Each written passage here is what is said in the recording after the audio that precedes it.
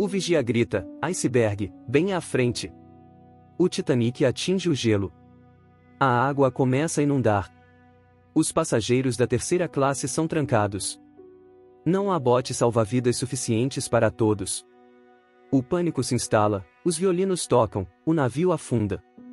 Todos conhecemos a história do filme Titanic como a palma da nossa mão. Mas e se eu te dissesse que Hollywood nos enganou? Para contar a verdadeira história do que aconteceu naquela noite congelante de 1912, precisamos retroceder um pouco. O vigia grita, iceberg, bem à frente. Sim, essa parte é verdadeira. Pouco antes das 23h40, Frederick Fleet notou algo mais escuro que o mar, diretamente à frente. Quando o navio se aproximou, ele percebeu que era um iceberg. Os motores foram rapidamente invertidos e o navio virou bruscamente. Em vez de colidir de frente, o Titanic raspou ao lado do iceberg, jogando gelo no convés dianteiro. Se você se lembra no filme, Jack e Rose estão tendo um momento romântico quando sentem o navio estremecer após atingir o iceberg. Tudo balança como se estivessem no meio de um leve terremoto. Alguns passageiros da vida real relataram sentir algo semelhante após o impacto, mas, segundo Frank Apprentice, sobrevivente do Titanic, não foi bem assim. Ele disse que não houve impacto como tal, e tudo parecia mais como se o navio tivesse freado bruscamente. O navio parou, e era isso. Algumas pessoas até dormiram durante a colisão, confirmando que não houve um impacto tão abrupto. Curioso sobre o que havia acontecido, Apprentice deixou sua cabine e foi para o convés. Quando chegou lá, tudo o que viu foi um pouco de gelo na superfície, não o iceberg imenso que Jack e Rose viram. Mas, como sabemos, o verdadeiro dano ocorreu abaixo da linha d'água, onde o iceberg tinha uma ponta irregular que fez um corte de 90 metros no casco do Titanic. Assim que a tripulação percebeu a gravidade do dano, eles imediatamente começaram a enviar sinais de socorro para navios próximos, pedindo ajuda. Em um ponto do filme, o operador de rádio vai até o capitão e diz que só há um navio por perto, o RMS Carpathia, que mais tarde acaba resgatando muitos passageiros. Mas, na realidade, havia mais navios ao redor. Acredita-se que o SS Californian estava a apenas 37 quilômetros de distância.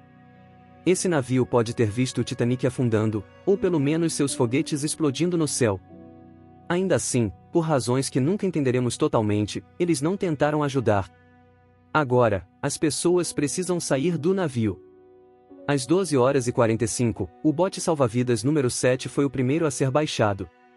Assim como no filme, mulheres e crianças foram instruídas a irem primeiro, mas, na realidade, algumas mulheres hesitaram e até se recusaram a entrar nos botes. Apprentice disse que isso aconteceu principalmente por dois motivos. Primeiro, esses botes estavam altos, e os passageiros estavam aterrorizados com a queda de 21 metros do convés até o oceano abaixo. Em segundo lugar, muitas mulheres não acreditavam que o Titanic realmente afundaria, afinal, ele era considerado inafundável. Então, a ideia de entrar em um bote salva-vidas parecia inútil na época. Essa mentalidade provavelmente explica por que Eloise Smith, uma passageira de primeira classe, lembrou que não houve pânico ou caos no início.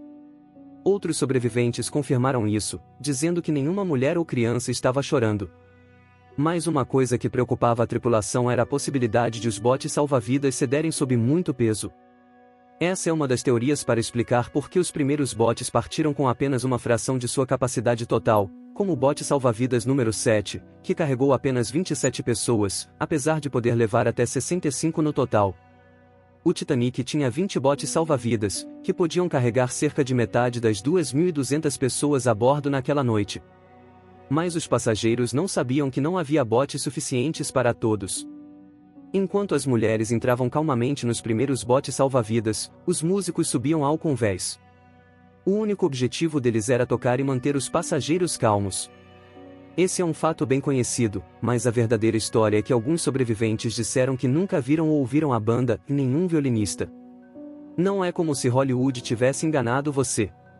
Os músicos realmente tocaram por mais de 2 horas após o Titanic ter atingido o iceberg.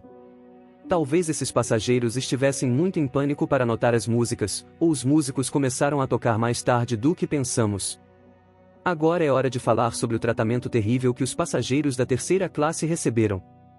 O filme retratou a tripulação como cruel, trancando os menos afortunados abaixo do convés, como animais, sem chance de chegar aos botes salva-vidas para salvar suas vidas. Mas a investigação oficial sobre o desastre sugeriu que isso não era verdade. Sim, menos passageiros da terceira classe sobreviveram em comparação com aqueles da primeira e segunda classes, mas havia outros fatores em jogo. Muitos passageiros da terceira classe relutaram em deixar o navio, apegando-se aos seus pertences, e tiveram mais dificuldade em subir dos camarotes, que estavam em extremos do navio. Alguns sobreviventes confirmaram que não foram trancados. Na verdade, foi o contrário. Mr. George Vobb, uma mulher libanesa que viajava na terceira classe, disse que, quando o caos começou, alguns membros corajosos da tripulação e passageiros bem vestidos da primeira classe ajudaram a chegar ao convés da primeira classe e, eventualmente, a um bote salva-vidas. A princípio, o Titanic estava afundando lentamente, pouco a pouco. Os passageiros relataram ver a água subindo e ouvir estalos e rachaduras.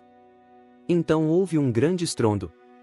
Alguns disseram que houve apenas uma explosão, enquanto outros descreveram como uma série de explosões menores, que pensaram ser as anteprecedendo. Também há um grupo de pessoas que disse ter ouvido apenas um som de estrondo. Então, nem todos concordaram sobre o som que ouviram. Mas uma coisa é fato, às 2h18, as luzes do Titanic se apagaram e o navio mergulhou na escuridão total. Conforme a proa continuava a afundar, a polpa se levantou da água, colocando imensa pressão no meio do navio, o que fez o Titanic se partir em dois. No filme de James Cameron, esse momento é bastante dramático, com o navio afundando quase verticalmente na água. Mas, na realidade, a ruptura provavelmente aconteceu em um ângulo muito menor, provavelmente abaixo da linha d'água. Mesmo assim, inclinou o suficiente para que as pessoas não conseguissem se manter de pé e começassem a deslizar para a água. Um fato interessante é que, até os destroços serem encontrados em 1985, não havia confirmação de que o Titanic havia se partido.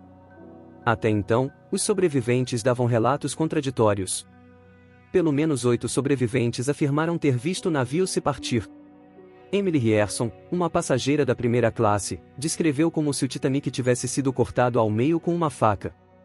Mas também havia um pequeno número de testemunhas que insistia que o Titanic havia afundado inteiro.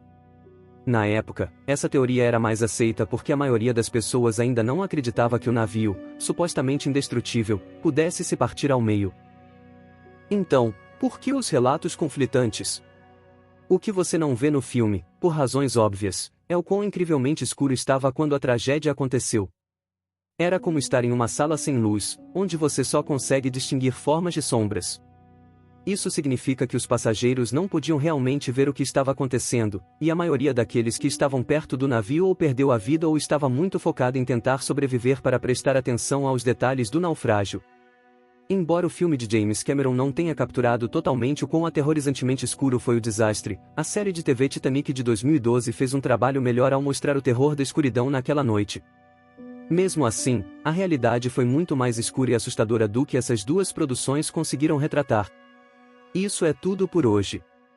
Então, se você saciou sua curiosidade, dê um like no vídeo e compartilhe com seus amigos.